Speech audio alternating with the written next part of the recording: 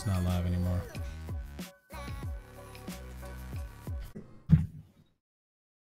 Google, man, it keeps giving me a 400 error. Like, ugh.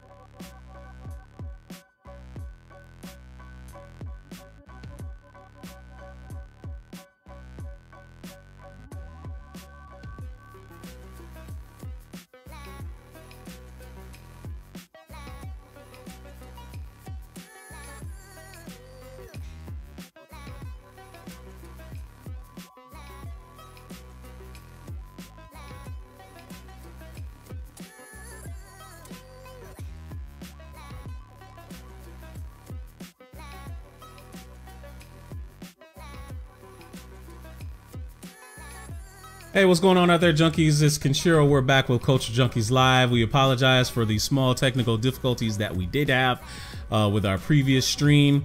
We're back live and everything should be running copacetic now. Allow me to reset the table for you all, since we kind of had that small little snafu little introduction that we had here. Once again, I'm Kenshiro, and this is Culture Junkies Live, the weekly podcast about the geek stuff you all love talking about. If this is your first time joining the show, first of all, we want to thank you, whether you're watching us on YouTube, Twitch, or Facebook.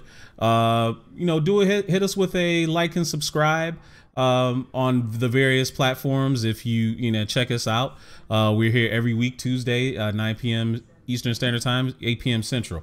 I'm joined by my fellow Culture Junkies. We got the Great Dada Kuji, Super Nerd Plus, and Fallen Marvel. What's up, dudes? Hey, what's up? Fallen Marvel. Mic. He's muted, yeah. But hey there. Yeah, I got it. Yeah, there you go. There you go. There you go. Salutations to everybody. Right. So, hey, we're going to talk about a lot of really cool stuff today. Obviously, the biggest news of the day that most people are going to talk about is the possibility of Fox and Disney, that big deal finally maybe going through. But we got LGZ. She wants to join us in a little while, so we're gonna wait for her. We're gonna let her come back in, and because I got a few choice words to talk to her about that. But in any case, let me set the table for you, and let's talk about Agents of S.H.I.E.L.D. Agents of S.H.I.E.L.D. Premiered this past Friday. 2 hours.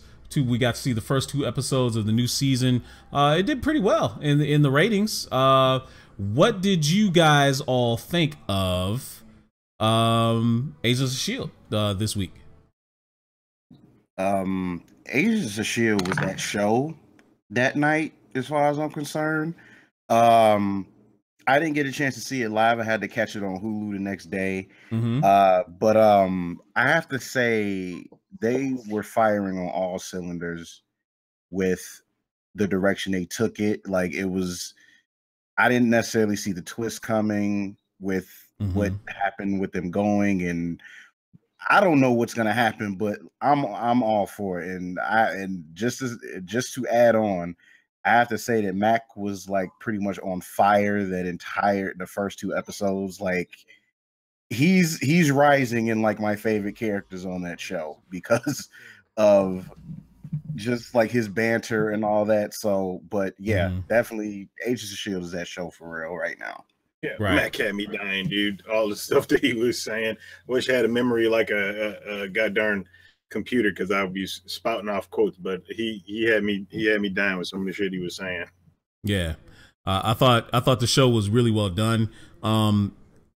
You know, and my take on it was, you know, we saw, obviously, as you see it from the trailer, they're in space. They're completely out of their element here.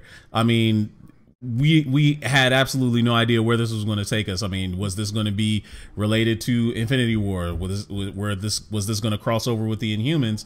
And we may have gotten our answer actually in the first 2 episodes with the twist that Fallen Marvel actually mentioned. And Super Nerd, I don't know if you got a chance to watch Agents of S.H.I.E.L.D. This season or the premiere. Not. You have not? Okay. Well, for those of you that haven't seen it, it's like the twist is like something you have to see for yourself, because it's like, okay, they're just in outer space. It's, you know, no big deal. But when you see the twist, it's like, oh my God, like, how are they going to get out of this one? Like, literally, that's what I said. Okay. How do you come back from that? Like, literally, how do you get out of that? Like, what? Like, how do you get out of that for real? Because, like, the Dragon Balls, maybe the Dragon Balls or something like that. Yeah, do some kind of time traveling thing. I mean, I'm sorry for those who out there who may or may not seen it. Try to keep it at least spoiler as possible, but you know, they are kind of in a situation that seems pretty dire. You know, for them at least, just because out of their element is an understatement. Huge understatement. Very much an understatement.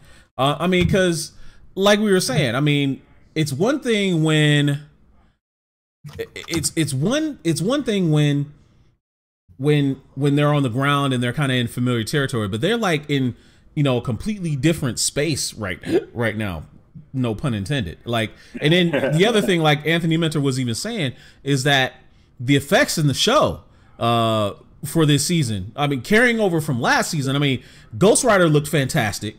They didn't really have to do a lot with the whole LMD thing, but I mean, man, it for real, it was just, and like Marcus Smith is saying, you know, asking about how Coulson's death is going to come into play with them, maybe to get out of that situation. We don't know. We'll have to see. But I know good and darn well that the effects for the show, that what we saw in the premiere, some of the best stuff that you've seen on TV. Oh yeah, looks great. Looks. I mean, and it makes you wonder, like, where did they go wrong with the Inhumans? I mean, look, Inhumans was so bad, right? Like, the rap for Inhumans was so bad, I didn't even bother watching a single episode. I still haven't seen it. I still haven't seen Inhumans at all. Like, I'm not in a rush to see it. Yeah, well, you know, I don't refuse. I want to watch it, but it's the season's over. It's all on Hulu, so I'm gonna check it out when I get some. So I'm guessing I'm the only person on the panel that actually watched it. Okay, yeah, that's fine. You know what? If you watched it, I mean, okay, I mean, tell us, is it really worth watching? I mean, and would it kind of take over or?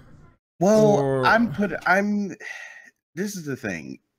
Like, we've had discussions before in the group about Scott Buck's involvement of running the shows, and I will have to say that Inhumans does suffer from the same problems that Iron Fist had. Now, granted, I didn't think Iron Fist was a terrible show. It was definitely lackluster.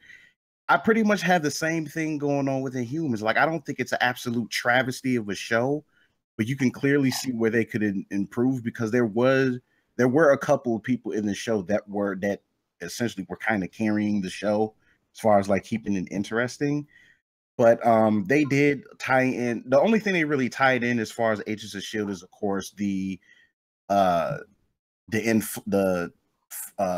influx of Inhumans forming on Earth or whatever. So that ties into what happened on Agents of S.H.I.E.L.D. when the Terrigen and all that got out. But like I said, overall, it's not a great show. Unfortunately, I would say it probably is a forgettable show, but I don't think it's the worst thing I've ever seen. Inhumans, you're saying? Okay. Yeah. Yeah, I want to watch it. Like I said, it's in my Hulu queue, and I feel like I'm just falling behind on a lot of stuff because I'm trying to get a lot of video game playing in. So, like, I haven't finished last season of Lucifer, and the new one started, and then Humans and The Runaways, and I did make time to watch The Punisher though, so I mean I can't say that I can't make time for it, but The Punisher was friggin' amazing. So yeah, it was. Yeah, it was. I mean, I want to watch it, and I probably will eventually. All right, but okay, let's speculate a little bit more about Agents of S.H.I.E.L.D., then we can move on to some other stuff. We've given LGZ some time, but you know, we need to move on to the main topic as well. What do we think is going to happen now? Like all the stuff that's happened. I mean, Gemma's been kind of thrust into, like, I don't know if brainwashed, but she's kind of in the clutches of the enemy. I mean, the Kree are the big bad of this season, it seems like, so far. Like, for real, what should we expect? I mean, can you guys predict this thing? Not me, because I'm not a comic book reader. I know nothing about the Kree. I don't even think this has anything with comic books. It's like, I know that, but just like how the Kree operate, how they work. I mean, the only one that I kind of know from sort of the cartoons is, you know, Marvel and his involvement with Miss Marvel, kind of, but not really. And so I don't know, like, their personalities. I always thought that the blue Kree weren't the asshole ones, but apparently it seems like the blue Kree are the asshole ones, or was it the other way around? I forget. Anyway, but you know, go ahead, Super Nerd, because you the Marvel guy. What I was gonna say is, you think maybe towards the end of the season, since they found out there's alien presence, that S.W.O.R.D. will be introduced? Well, see, that's what you think, and that's what a lot of people thought, even going into this. I hate to disappoint you. The answer is no, and they actually even alluded. They alluded to that even in, like, in the first episode. Remember that part, Dido and Fallen Marvel, where they kind of alluded to, like, isn't there like another division of isn't there like another division of S.H.I.E.L.D. that has something to do with space and stuff like that? Like, they alluded to that. Like, she called it, like, Spear. I thought she called it Spear. Spear. They alluded to it, and obviously it's supposed to be Sword. So that part doesn't come to pass. But, like, literally, dude, if you watch the twist, you'd be like, oh shit, really? I didn't see that coming. Like, for real, it's that kind of twist, right? It, like, literally, that's where you are at the end of the first episode. You're like, holy shit, how are they getting out of that? Like, how do you come back from that? Like, real, how do you come back from that? That's literally what you end up saying. Yeah, it's pretty much just what you said. Like, it's hard to predict where this show is going to go right now. And I mean, without trying to spoil it, you know, it does kind of make me think if maybe there would be like some other type of reference in here because of one of the characters that were introduced, like one of the new characters. Because when I first saw him, the first thing I was thinking was like, okay, they're in a specific place, and I'm kind of wondering if this will basically tie into maybe the formation of a future group that we've already known about in the MCU. So I don't know. Again, like, all I could do is speculate at this point. I don't know where this season is gonna go. Right. All right. Well, let's move on to something else. Actually, I wanted to show you guys something, and you guys are actually gonna have to see it on the screen on the feedback. But we all, you know, when we're perusing Facebook, we kind of see some really cool stuff all the time. I have to tell you, man, you guys are comic book readers like I am. Well, with the exception of Dido. We don't hold that against you, but. And some of us are collectors. Like, we love collecting comic books. We love collecting comic book art, right? And one of the things that you get, like, with comic book art sometimes is you're collecting variant covers. Dude, I saw, like, the dopest variant cover I have ever seen. It's a Batman Detective Comics one. I think it might come from Latin America or something like that. But check this out, right? Check out this variant cover that we see here. Like, it's like... Thank you for the follow, Daryl Payne. Appreciate that.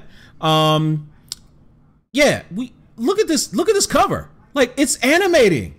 Look at this thing. Like, when he's folding it, like, you see I don't know how they did that. Like, look, he flicks the screen, and the bats and shit like come on the screen. Dude, is dope as hell. It's like the dopest thing I've ever seen. Be real. Dude, it is. Like, look at it. He's holding his hand. Look at that.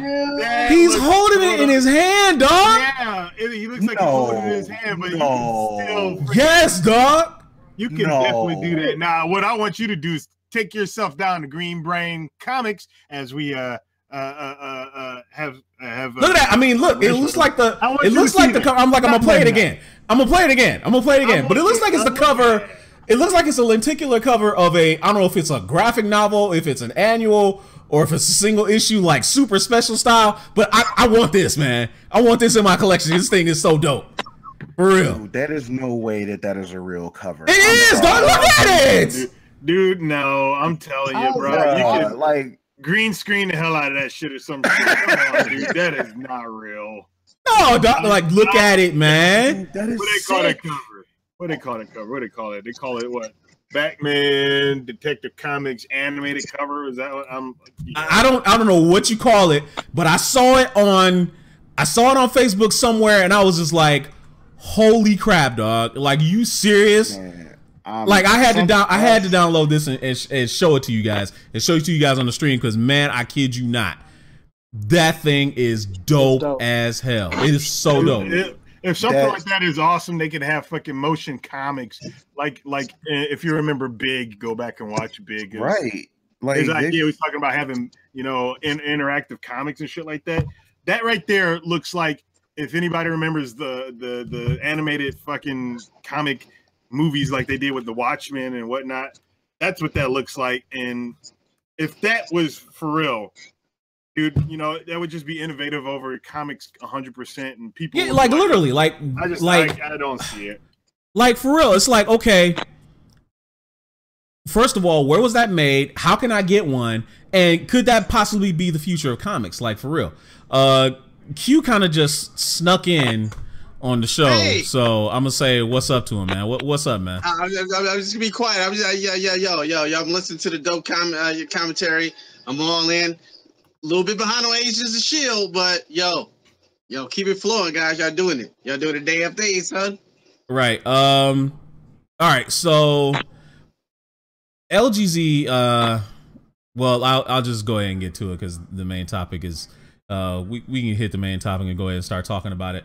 Well, LGZ a couple of weeks ago, when I kind of teased this story, I was talking to her about, the potential. I was talking to all of you guys about the potential that, Marvel might be in the running for, buying Fox, 20th Century Fox, and becoming completely whole. Well, the news came out subsequently, like every week since then. Like, news has been coming out saying, oh, well, Fox favors Disney in any kind of potential deal for their movie studio. Then you start hearing stuff like, oh, well, the talks are starting to pick up a little bit. They're starting to renegotiate the deal. They're getting a little bit closer. So you start hearing like stuff like, is this thing like starting to pick up fire? Is it going to become a thing? And then the report came out today that the talks have picked up so strong that it's almost been upgraded to imminent status. Like, it's coming next week, they say. Like, can you believe that this is actually really possibly going to happen? Yeah, it's hard to take in. It's hard to take in at first, but I can't say this isn't something that my friends and I have talked about for probably like the last couple years. Like, it's basically since the Sony deal went through, because we all know that, like, okay, people have been speculating, okay, how do we get these other Marvel characters into the MCU? Right. Folks kept saying, like, it's never going to happen. Sony's going to hold on to that for dear life, which they have. But when that deal finally went through 2 years ago, it's like, okay, so Fox, what you gonna do? And it's like, here we are, 2017, at the end of the year, and it's like, oh boy, like, okay, so Disney's on the offensive right now. For real. Trying to get these back. So in essence, what we're seeing, what's happening with all of these properties, I had something I wanted to ask you all. I wanted to ask all of you out there in Junkie Nation. I wanted to ask all of you right here on the panel. Okay, why is this something to be super excited about? If you're kind of a casual fan, Dido, why is this something to be really excited about? When it comes to movies, I ain't casual. Damn it, I'm a friggin' like casual to comic book movies, kind of in a way. No, not comic book movies, bro. I'm just kidding. Why is this something to be excited about? I own quite a few of them. Comic books, dude, it's different. Anyway, it's exciting because number one, Fox has owned the X-Men properties, the Fantastic Four properties, and a lot of characters that are involved with that, and they have not put out anything stellar. Okay, the X-Men series, though it's been around for 17 years, and Hugh Jackman is Wolverine, according to a lot of people, and I don't hate him as Wolverine. Outside of Logan, we've never really seen an extremely violent and Wolverine, but that's regardless. They haven't put out really much quality when it comes to X-Men, specifically for the people who love the comic books. The X-Men movies were its own thing. It just had the characters in there. They didn't really use too much of the stories, and what they did, it was little bits and pieces. But regardless, Fantastic Four, the one with Christopher Evans and whatever the hell her name is, Jessica Alba and Ian Grufford. Those were like a million times better. And from the trailer, I didn't even watch new Fen Four Stick. The trailer was terrible. That was enough for me not to watch it. And I could tell right off the bat that but regardless of that, they were still not really good properties, and fans of movies like myself who want to see good movies with these characters in them are hoping that this deal goes through, because it is already shown, despite what some of these fair weather movie fans or high expectation movie fans are, the Marvel movies, all of them have been successful. Not one of them has been bad for me. Yes, not all of them have been great. They've been good, variants of good, like, oh, this is good, and this one is really, really good, and then you have some great ones, but none of them have been bad to the point like Fantastic Four or some of the X-Men movies, specifically X-Men 3. Hey, we can argue opinions. I said Iron Man 3, that's all I gotta say. I didn't think Iron Man 3 was bad. I thought it was good, and I didn't have a problem with him not being Tony Stark and him dealing with his PTSD. No, that's not the problem. And that's what a lot of people had a problem with Pepper Potts. I didn't even read the comic book, and Pepper Potts is taking over the Iron Man. Hey, let's try and keep it under control, because I got a lot of stuff I want to get to. Okay. I got a lot of stuff I want to get to. Okay, so let me wrap this up. You might think it's bad, but I don't think it's bad. It's good. It tells a story. It tells character development. It had a lot of character development. Anyway, Marvel so far has hit the mark. They've gone over the edge. It hits the mark. Mandarin. The blue. Stop it. The blue balls for Mandarin. Okay, yeah, all right. Whatever. Anyway, regardless of what you feel about Iron Man 3, none of them, not even Iron Man 3, is as bad as anything that Fox has put out. Besides Logan and Deadpool, which are their two best ones that they have done. Everything, and that's recent. Everything else has not been even to Iron Man 3's level, regardless. So them getting these properties, we would probably, and I can only say probably, get a good Fantastic Four movie, Doctor Doom that is actual, an evil, fearful Doctor Doom. You can actually get some X-Men that are got these stories that are actually good and tie into the rest of the stuff. That's the stuff that we're looking forward to. That's what I'm looking forward to. A complete cinematic universe where nobody is saying, oh, you can't use our characters, and then they got to make stuff up to try to fit in their stories of where they're pulling from. That's why I'm excited. All right, cool. So, Father Marvel, I'm going to jump to you. In your opinion, what does this mean for the comic book side of things? Like, we know how... let's recap for those of you that don't necessarily read comic books, but for the past, I want to say maybe 5 years, we've seen a diminishing presence of the X-Men and Marvel proper, like Marvel Comics and 616 universe. They've been kind of shelved and let the Inhumans kind of come up and take some of their spot. We've also seen the Fantastic Four just outright nixed. Like anything that they didn't own outright, Marvel was not pushing in the publishing side. So what does this mean for the comic book side of things? What I think it's going to mean is that at some point, the comic book side is probably going to reinvigorate those properties, particularly Fantastic Four, because even the first issue of Marvel Legacy, they basically showed like a precursor of the Fantastic Four returning from wherever they are or whatever. So I really feel that may be able to help them reinvigorate Fantastic Four, maybe spearhead, maybe doing like an all new X-Men thing for the MCU, to where it's like they have like the younger iterations of the First Class essentially. So we don't know if they could do that, or just like Anthony Mentor said in the chat, he basically said with this they could like probably pull off like a Secret War scenario, which would be awesome. You know, so I mean, this could mean a whole lot. Which Secret Wars though? We talking like the recent Secret Wars, or we talking like classic Secret Wars? G1. Either or. I don't know. It's like either or. Yeah, it's true. Like it could be elements of both for all we know. Because like, you even look at it this way. Like, what if they essentially took elements from that one, from the original, and then elements for the more recent one, and do somewhat of a convergence, but then it's just like, hey, this is what it is now.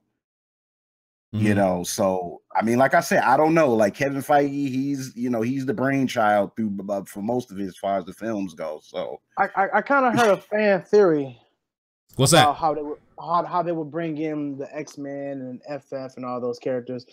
When Thanos comes and uses the gauntlet, somehow he uses the time or space, whatever, one of the gems, and it just opens up some dimension and brings them in. And that's how they, interesting. That's really interesting. That's a very interesting thought. I mean, honestly, and think about it, right? Just think about it, because like the deal's on the table right now. Infinity War ain't coming out to next year, so January, February they can make their deal, or sometimes this next few days, and that could be the actual theory that I heard. So that could possibly work. Right? It could. You're absolutely right. But here's one thing that that I'm very much looking forward to. What I'm looking forward to is they're actually going to acknowledge mutants in the Marvel MCU, because like they've already switched some, like literally, like some characters in the MCU, namely the twins Quicksilver and Scarlet Witch.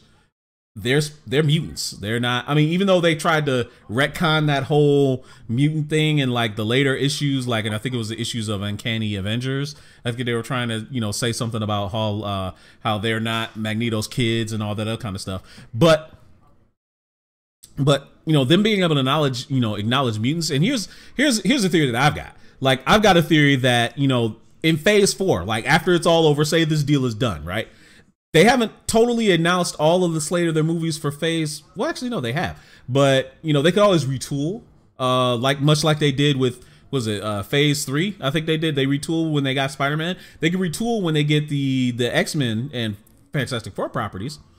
What they could do is like they could basically cover like the discovery of the X gene, like the widespread discovery of her, like saying, hey, there's all these superhumans popping up. What's going on? That they're saying that humanity is starting to evolve because of all of these weird things that have been going on, in the populace. And now we're seeing like a bunch of teenagers getting weapons of mass destruction that could directly lead into Avengers vs. X-Men. It could lead into a whole bunch of things. Like it could lead into God Loves Man Kills. God Loves Man Kills. It could lead into that with get a proper William Stryker and touch on racial hatred and things like that. I mean, and really do a bunch of that other really cool stuff. And I'm gonna bring Q in and actually ask him this, even though I'm not sure how much he reads comic books. And I'm gonna ask this of you too, Super Nerd.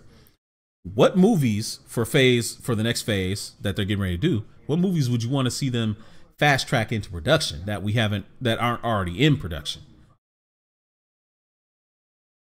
Let's see. So you want to go on the X-Men side of things, or you want anywhere? Because now that they got everything, we can go anywhere. Right. I mean, hell, we can even. I really want to see Kang the Conqueror come in. Oh yes, yes, yes, sir. I totally want to see that, and then that will definitely bring in the FF to the forefront. and it would definitely be a lot of cosmic stuff happening. Hell, even bring back Galactus. God, oh God, I'm not gonna talk about the original one, but seeing that, and they already showed the Celestials in Guardians of the Galaxy, so you might see more cosmic stuff happening. Hell, we haven't even seen the Shi'ar Empire yet. Mm-hmm. That's another thing we have not seen in the MCU. So if they bring in X-Men with this, I would love to see the Shi'ar Empire and get a proper Dark Phoenix saga. Not yet, but you know, she's gonna pop up in the Dark Phoenix movie though. So. Yeah, that's true. Lilandra is supposed to be in there. Oh, for real? So, Okay. Yeah, Lilandra is supposed to be in there. So we are going to see the Shi'ar Empire. Q, what did you want to see fast tracked in the production if Marvel gets to be whole once again? He's got to unmute himself, so hopefully he can get in there. You muted, Q. Yeah, you muted. Come on in, man. You're still muted. Yeah, here I go. Sorry. All right. I think we got a second phase going. I think Marvel has a whole second phase going. I think the Thanos game, as we know it, is the end of the MCU as we know it. So they got 20 more films slated. So that's why this Fox deal is that we're hearing about. I think it's a lot more further along than we're hearing about. So I'm thinking they're going for the next super phase is Galactus. Oh shit. Okay, but what would you want to see as far as like in those movies, like in that 20? Like, I'm glad you brought that up, that we got 20 movies to look forward to, but in that 20, what would you want to see? Yeah. I think the next phase after the Thanos phase is gonna be Galactus, Silver Surfer phase. You know what I'm saying? You guys more, you know what I'm saying? We got you know what I'm saying, Captain Marvel that's coming in. It's gonna be a whole nother Galactus phase. So you think it'll be like more on the cosmic side of things that we'll see? Yeah, for sure. With Thor Ragnarok making $800 million, killing Justice League, I think the next phase is the Galactus phase. Damn, you know what I'm saying? The Galactic phase, and I think you're gonna see that next. That's why this Fox deal that we're hearing about is way more advanced than we actually hearing about. We just hearing about the closing shit. I want to bring this up. Hear the rest of it next week. I'm gonna bring this up, and we're getting some really great comments in the chats from all of you guys. Thank you very much. Appreciate that. Diamond El Soteo brought up something, and I want to bring this up. She said, "Ever think that the Russo brothers already made an alternate Avengers 4 script in the event that a Fox deal was made?" Yes, it happened with Civil War. There was apparently an alternate script without Spider-Man, with Black Panther having more screen time, and that's true. That's very true. They were also still currently filming Avengers 4, so maybe too late, but post-credit scene, maybe still time, who knows? I mean, Avengers 4 is like 2 years away. So they in reshoots they could do a whole lot, even though those films were shot concurrently, I believe. So they still have time with reshoots to work some stuff in. Now, we don't want it to be a hatchet job like Justice League, but still, it could be some really good stuff. I mean, that could come out of that. You know, it'd be cool though. What's that? If we get the Phalanx. The Phalanx would be really weird. As far as like a movie villain, it would be really weird. But it would fit in with the theme of like the New Mutants, how the New Mutants have been handled. Right. It would fit in with that. It can cross over to other things too as well. Depends on, kind of like Secret Invasion. Yeah, this dude Waffles in the chat said, is Chris Evans gonna reprise his role as the Human Torch? Pull some double duty. That would be nice, man. That would be nice. But yeah, so the other thing that we haven't seen yet, and if he comes, I mean, he would basically come with the package if they came over. Namor, the Submariner. They could do him. Now, you know how women are like super crazy about Jason Momoa and Aquaman. Like, they would go just as nuts for Namor. Like, if not more so. Like, Namor, unlike Aquaman, Namor has never been a punk. He ain't never been a punk. He's always been that dude. He's always been that dude. He's cocky as fuck. He's really strong, and if they get the Fantastic Four, have him being there trying to pull Sue. Come on, man. Come on, man. That's a weird one. That's another weird one. Because I don't know. Can I say something? Fox. Yes, owns, LGZ. You know what? Paramount. LGZ. How you doing, girl? How do you feel about all this news? I mean, I've been fanning the flames for her like the past couple weeks. Every time something gets said, I tag her in it, and I say, "Hey, I'm telling you what's going down." So, hey, say your piece. Go ahead, say your piece. Go ahead. I'm just going to say that I still don't think that the deal is going to go through, and I understand because at first they were doing running the same types of articles when they first talked about it, and then it got pushed off the table, and now they're fitting it back up again. I just think y'all gonna see this up down. I'm telling you, I'm saying this only because I'm thinking about it from a business standpoint. Now, just hold on, hear me out. From a business standpoint, you think about conglomerates that buy other conglomerates, so to speak. There always happens, and I'll tell you one in particular. Schlumberger and Baker Hughes. This merger was supposed to happen a few years ago, and they were like, "Oh, we're going to merge with them," and everybody was like all excited. And then they said, "Oh, the merger's going through. It's great." They laid off a bunch, about 4,000 people. That's here in Texas. They laid off about 4,000 people. The deal fell through. All those people still lost their jobs, and nothing ever happened. Now GE went and bought Baker Hughes. Baker Hughes now a GE company, not a Schlumberger company. It happens all the time. I just don't think that this is going to happen. It'll be up, down, up, down, up, down. But I just think Did you say the same thing with Lucasfilms though? Because Lucasfilms is extremely huge. They own ILM. They own the freaking Skywalker Sound. No, I didn't feel the same way about. I didn't feel the same way about Lucasfilms. But it would be the same thing because it's a huge $1 billion business and another but it's different. But it's different though. She's right. She's right. I think it's a little different because Lucasfilm's worth about $4 billion. I think Fox is worth $60 billion. This deal's worth $60 billion. It's freaking Disney, man. Are y'all kidding me? Yeah, that's what I'm saying. They can buy it. They can buy it, but this is a huge deal. They're buying it's a big one. They're buying assets of Fox because a lot of people keep thinking they're buying Fox. They're more than likely buying movie assets of Fox. Yeah, where they're buying their movie industry, not their television. They want that Marvel. They want Marvel. No. They're also getting the TV. They're also getting the TV properties as well. And they're streaming.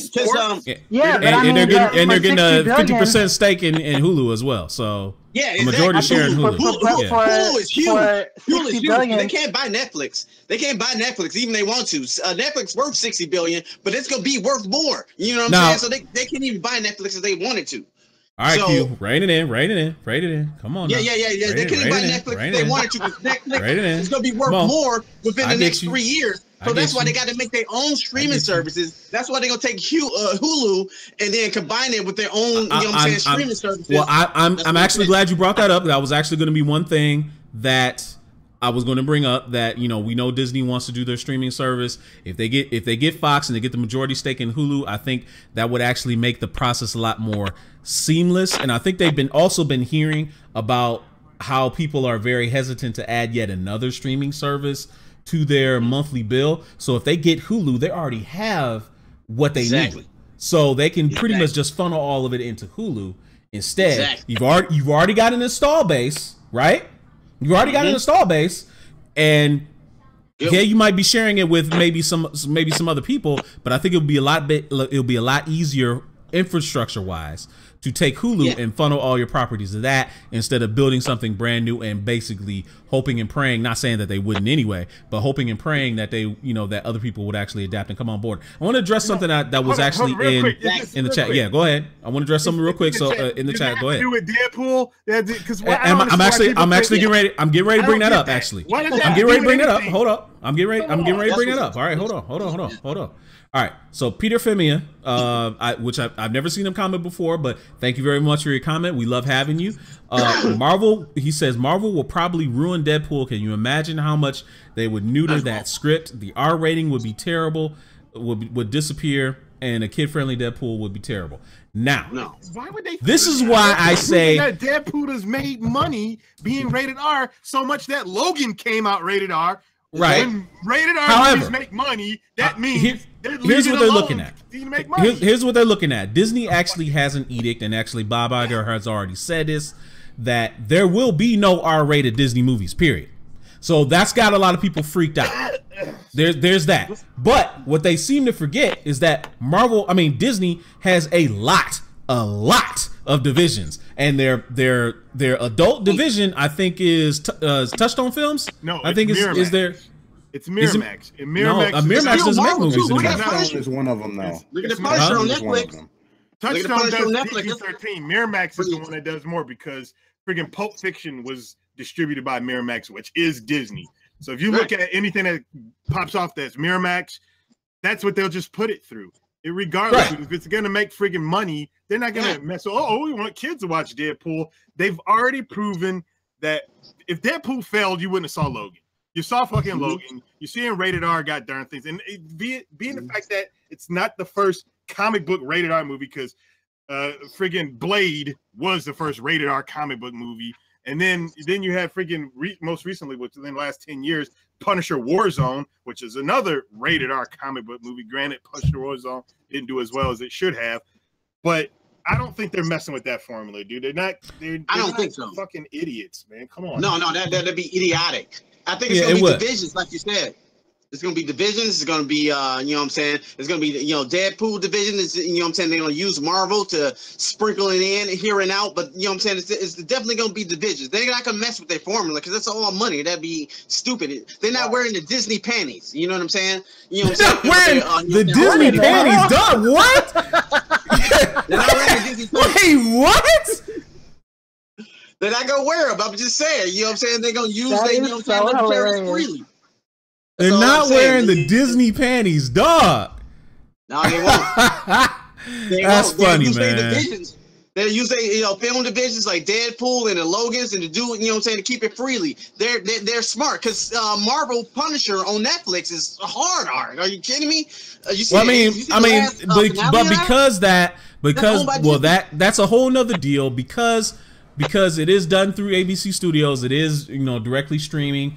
So Iger was very clear. There will be no R-rated movies. Series might be a different thing, but movies absolutely not. I don't think so because they didn't mess with the Punisher. No. I'm saying Disney with Disney on it. Now they're saying Disney on it because first off, Marvel Studios is a division of Disney. They don't put Disney's name on it, just like Miramax, just like Touchstone. It is Marvel Studios, and you made a goddamn good point there, Q, because the Punisher is Marvel Studios. Yeah, the ABC Studios. That's all owned by Disney, and that shit was hard as shit. It was harder. Yeah, it was. Y'all see that motherfuking bear scene? It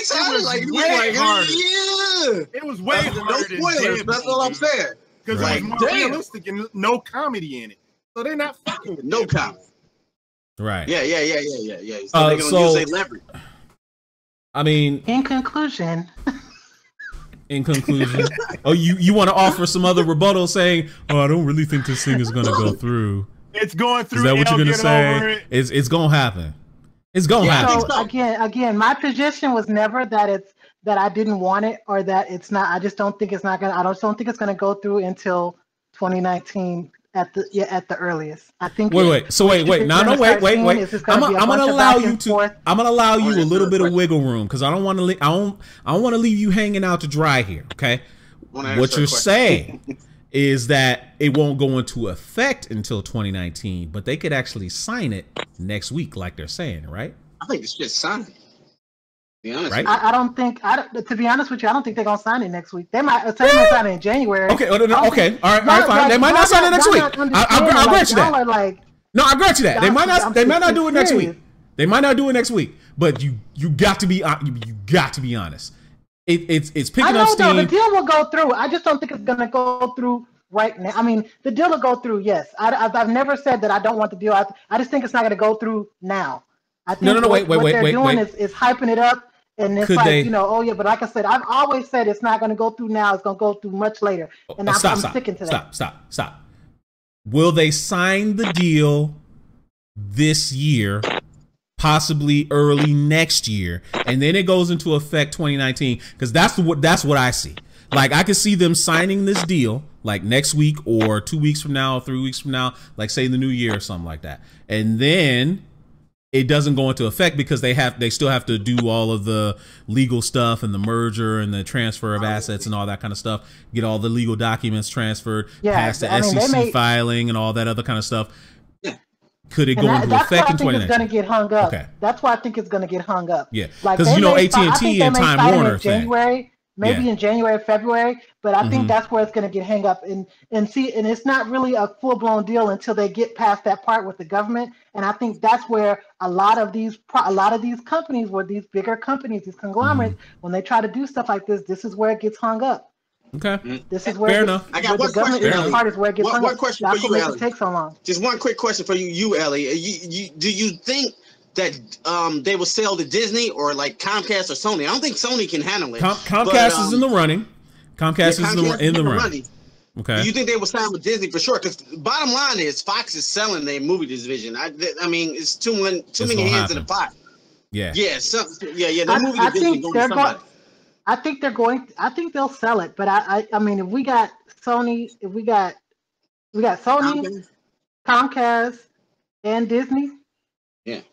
They're gonna give it to the highest bidder. They're gonna I guess it's gonna be not necessarily. It's not only gonna be like the highest bidder, but the best ROI for the actual product, right? Absolutely. Because if you sell it to a Sony and Sony can't put it out, or they put out weak stuff, that's not gonna be the best deal for them. If Disney's not gonna give them the R rating like they want, that's not gonna be a good deal for them. So I mean, it's just there's other things that go into making this deal just other than the money.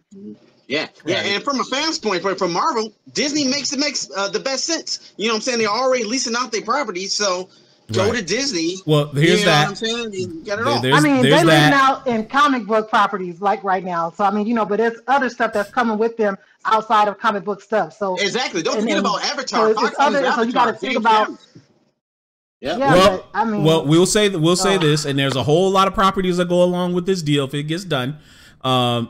Fox did put it out there that they prefer selling it to Disney. Like they prefer, even though Comcast and Steiner still in the talks, they openly said they prefer selling it to Disney. So we'll have to see what happens from there on in. Let's move on. We did start late, but we're gonna go over a little bit more to hit some of the news in the nation and stuff like that we actually got to talk about. One of the things that actually dropped today that we needed to talk about, and it's something that makes the great Dadakuji very, very happy, and that's the announcement that Mega Man has his 30th anniversary, and Mega Man 11 is getting ready to drop. Dido, why is this so important to you? Well, I like Mega Man half for a very long time, and Capcom, as of late, they're still kind of doing it now, but they haven't really been focusing on what made Capcom, famous besides Street Fighter and Resident Evil. We love Street Fighter. We love Resident Evil. At least I do. And I also like Mega Man and a lot of other properties that they have. And hopefully this will be a turnaround for them to come out with a lot of their properties that made them great. Now, Mega Man 11 is coming. And I'm looking forward to it because I like playing Mega Man, period. From 1 to 10, X through 8, even though I haven't played 8. But anyway, I like just the idea of playing it. I even like Mighty Number 9. So all those people out there who didn't, I don't give a shit. It felt like Mega Man to me. It was a spiritual successor, despite the problems you might have had with freaking Kickstarter, despite the problems you might have had with, Inafune, if I remember if that's the right guy, I forget. Kenji Inafune. Yeah, Kenji Inafune. Yeah. I personally just am looking forward to playing a new Mega Man game. All right. Well, what do you other junkies think about Mega Man? Real quick, the graphics on it, they look like it's going to be great, and I'm no more of that old stuff. I'm happy about that. I want the upgrade in graphics. What else is you guys' memory of Mega Man? Why are you excited for this? Well, what I'll say is that I know I got into Mega Man a little bit later on, like in the lifeline of the series. But like from what I have played, I enjoyed. And just to kind of piggyback off what Dido was saying, like about Mighty Number 9, like I can't really comment on the game itself. I can only just know like what happened as far as like the business side. Oh man, shut your mouth with that haterade, man. Don't sit there. Don't sit there. It was the super nerd. But it's not the truth. You didn't even play it, man. But still, that's how they play it. You just smelled somebody told you played it, man. Get out of here. No, I played it. Get it? I'm not listening to you. Okay. Again, what I will say is that the thing is, like, Mighty Number Nine like ended up being received was like and not really being a success financially, probably was a blessing in disguise. Because had Mighty Number Nine probably made the numbers, probably wouldn't be getting these Mega Man games right now. Because the thing is, like, Capcom can't really do much with Mega Man without Inafune say so. And considering he had to come out of his own pocket for Mighty Number Nine, that's probably the main reason why we're getting these. So, all right, that's cool. That's cool. All right, so LGZ actually brought something to my attention that she was really, really hyped about, and that's the return of Soul Eater to the Netflix, her Netflix queue. Why should everybody be watching Soul Eater? Because it's awesome. Why? It's awesome. I do agree, it's awesome, but what is the new Soul Eater like called something else? Because I went and looked at my Netflix. There's 4 different parts of Soul Eater, and I watched them all. So if you're telling me there's new Soul Eater, don't be lying to me, L. If you're telling me there's new Soul Eater, I know. No, I didn't say there was new Soul Eater. What I said is that it's going back to Netflix. They had taken it off. It's coming back to Netflix. Okay. It's coming back to Netflix. Yeah. Oh, all right. So why should people check out Soul Eater? Real brief. Other than it being awesome. That's all I can really say about it. I like old school anime. This is like, I think this came out in 2004. Mm-hmm. So it's pretty old, but I just love it, and it's awesome. And like I said, for people that love anime, I think this is a good one, and I think people will like it. Hey, yo, L, I got a song for you. I'm just excited about it. I got a song for you. What? Excalibur. Is this karaoke now? And I'm going to her. Going to California. Is this karaoke now? Excalibur. Serenading her all the way down there? What is going on here? For real, what is going on here? What in the world? Watch that Soul Eater and you'll get it.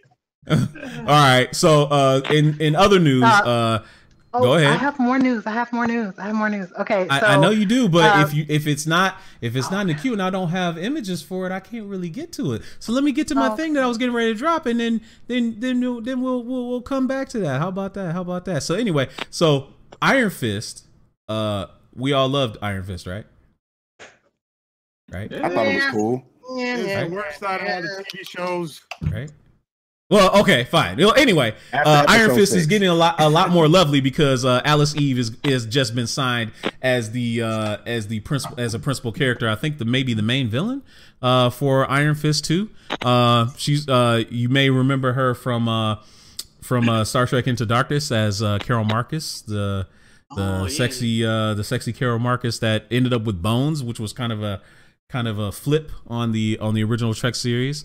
So does this make you look forward to Iron Fist a little bit more, fellas, ladies? No.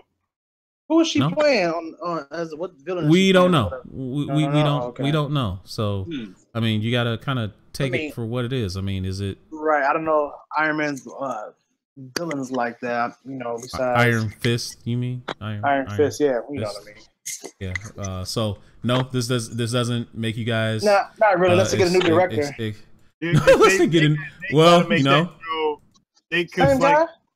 They got to do something with that show to make it more. It got to be the main actor. The main actor, like more. They got to get rid of him. I mean, all right. Well, how about this?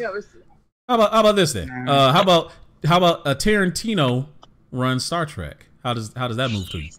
Now, I'm not a big Tarantino fan, so. Is Wolf going to be a bad motherfucker? Yeah, no. I don't know. Will he be played by Samuel L. Jackson? That's the question. I can't see Quentin Tarantino doing Star Trek at all. I can't either. Can't even wrap around that concept. So yeah, I can't either. Man, it's so weird. All Quentin Tarantino movies have been rated R this far. So and Star Trek comes first, really. You know what I'm saying? The franchise comes first. So how does Quentin Tarantino handle this? I know he can step outside himself. You know what I'm saying, to do it because he's a big fan, but it's very strange to me. I mean, he's the one he's in. You know what I'm saying, the top 5. I'm super scared. I'm super scared of the prospect of a Tarantino Star Trek.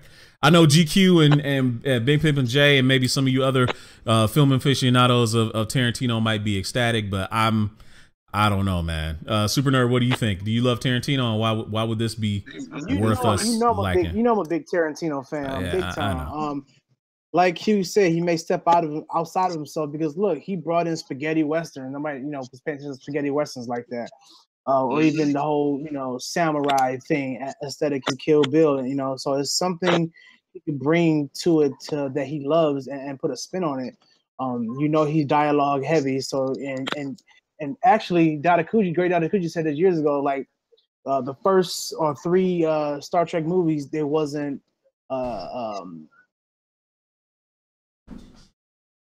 Traveling, it was like mostly action orientated. So he made. You talking about the new ones?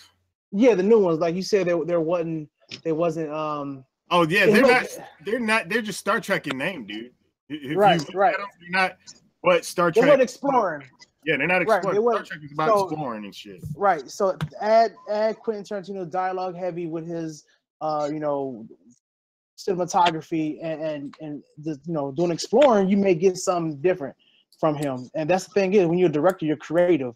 Just because you see what he has with the violence or whatever, that doesn't take away from a director's creativity.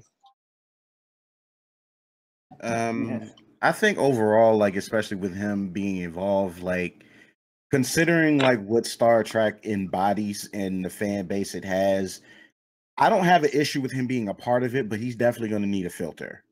Like, I really feel that he's a person that needs a filter with doing this, because even though I am a fan of Tarantino's style, it doesn't exactly fit in everything. So, but we don't know that though.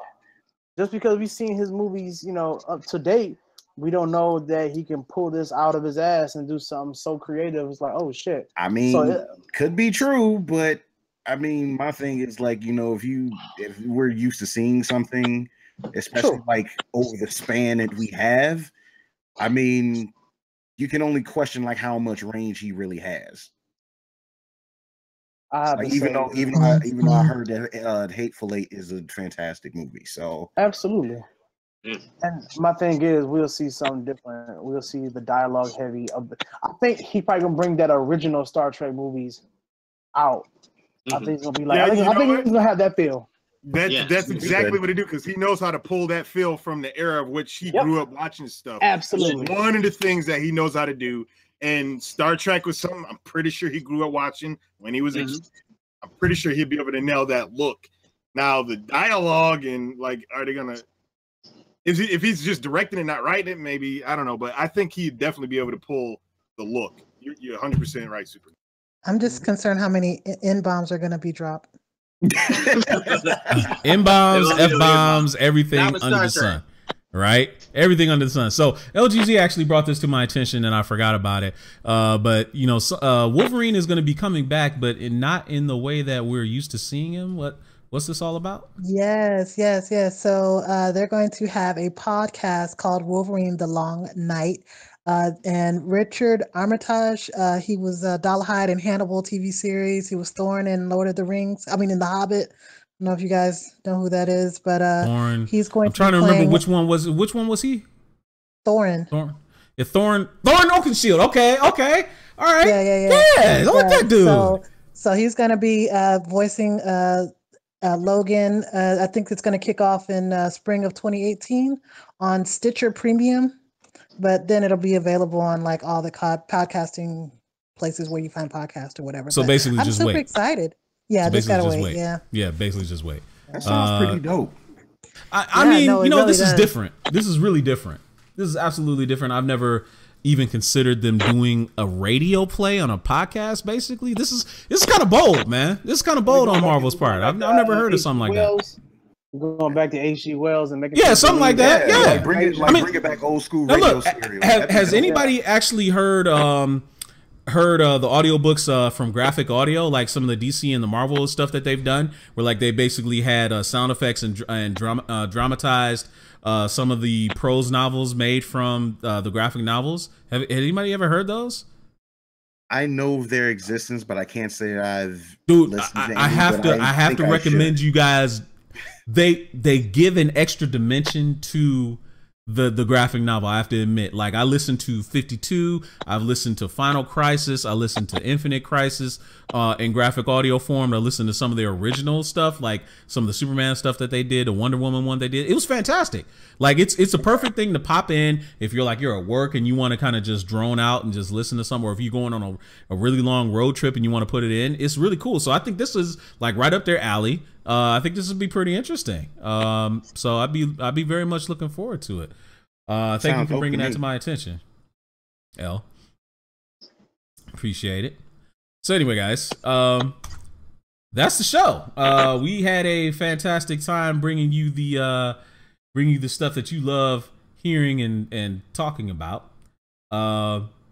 We are going to go ahead and ready to get out of here. So we apologize again for the slight technical difficulties that we had at the beginning of the show, but we're glad that you actually hung in there with us. Next week, obviously. Can I say something really quick? Go ahead. Okay. Just really quick. If you guys haven't known, the Secret of Mana remastered PS4 is available for pre-order. Nice. Yeah, let me ask about that. Speaking of that, you guys, here's some other late-breaking game news. The Monster Hunter World beta is opening this weekend, December 9th. I'm on that. So we should jump in on that. That's going to be really fantastic. So obviously next week is going to be a really, really big week for everybody on Culture Junkies Live because next week obviously is Star Wars week. Star Wars: The Last Jedi comes out. Huh? I thought Medea came out next week. What's coming out next week? He said Star Wars. He said Medea. This guy. Star Wars. Wasn't that Halloween Medea? Is this Thanksgiving Medea? Christmas Q, don't ever do that again. Diamond also Tail says we're dope. You look forward to these. We appreciate you. We'd appreciate you even more if you actually tell all your friends about us and actually bring some more people in, because the more the merrier when we do these podcasts, and we enjoy putting them on every single week for you guys. So are you guys looking forward to Star Wars next week? Hell. Yeah, man, I can't wait. Obviously I can't wait. So actually, make sure you tune in next week, Tuesday, 9 p.m. Eastern, 8 p.m. Central for our Star Wars show. We'll leave you with that for the Great Daidakuji, LGZ, Q, Super Nerd, and Fallen Marvel. I'm Kishiro. We'll see you guys next week. Peace out, guys.